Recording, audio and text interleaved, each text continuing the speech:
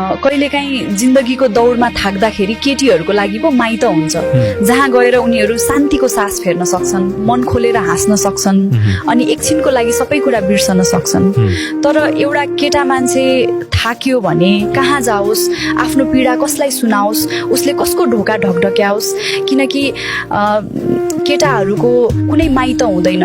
उसका लागि त घर भन्ने शब्द नै जिम्मेवारी हो।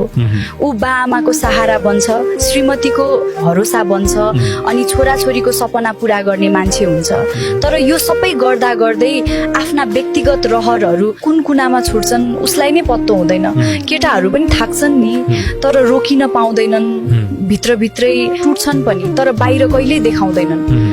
केटा मान्छे भएर रुनु हुँदैन, आफ्नो भावना देखाउनु हुँदैन भन्ने समाजको कुरा सुन्दा सुन्दै उनीहरू सानैदेखि आफ्नो आँसु र भावनालाई भित्रभित्रै दबाउन सिकिसकेका हुन्छन्। साँचो कुरा त यही हो, एउटा केटा मान्छेको विश्राम गर्ने कुनै ठाउँ हुँदैन।